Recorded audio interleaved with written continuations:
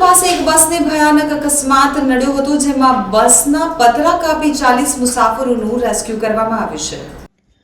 સુરતના કોસંબા પાસે અકસ્માતની ઘટના સામે આવી છે, જેમાં મુસાફરો ભરેલી બસ રોડની સાઈડમાં ખાડામાં ઉતરી ગઈ હતી।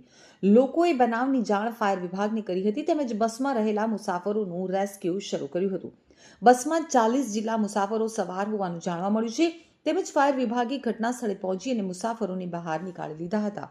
મળતી માહિતી મુજબ કોસંબા નજીક નેશનલ હાઈવે 48 ઉપર બસ રોડની સાઈડ ઉપર ખાડામાં ઉતરી ગઈ હતી, તો બસમાં અંદાજિત 40 જેટલા મુસાફરો સવાર હતા। અકસ્માતની આ ઘટનાને લઈ અને ત્યાં લોકો એકઠા થઈ ગયા હતા। લોકોએ બસમાં રહેલા મુસાફરોને બહાર નીકાળવા માટે ફાયર વિભાગને જાણ કરી હતી, જેથી ફાયર વિભાગની ટીમ પણ ઘટના સ્થળે પહોંચી ગઈ હતી। તો ફાયર વિભાગે બસના કેબિનમાં ફસાયેલા 2 થી 3 લોકોને બહાર નીકળ્યા હતા, તો બીજી તરફ મુસાફરોની નાની મોટી ઈજાઓ પણ થવા પામી હતી, જેઓને સારવાર અર્થે 108ની મદદથી હોસ્પિટલ ખસેડવામાં આવ્યા હતા। અકસ્માતની આ ઘટનાને લઈ અને ત્યાં લોકો પણ એકત્રિત થઈ ગયા હતા। પોલીસ પણ ઘટના સ્થળે પહોંચી ગઈ હતી। બસ રાજસ્થાનથી નાસિક જતી હોવાની પ્રાથમિક માહિતી હાલ તો સામે આવી છે।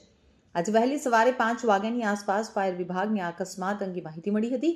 સબ ફાયર ઓફિસર વિજયભાઈ ટંડેલે જણાવ્યું હતું કે અમને 5 વાગ્યાની આસપાસ કોલ મળતા જ ઘટના સ્થળે આવ્યા હતા અને ઘટના સ્થળે આવીને જોયું તો 2 માણસો ક્લીનર સાઈડના ભાગે દબાયેલા હતા, જેથી બંને લોકોને બહાર નીકાળ્યા હતા। બસની અંદર 30 થી 35 જેટલા લોકો હોવાનું જાણવા મળ્યું હતું, જેમાં મુસાફરોને નાની મોટી ઈજાઓ પહોંચી હતી, જેઓને હોસ્પિટલ ખસેડવામાં આવ્યા છે।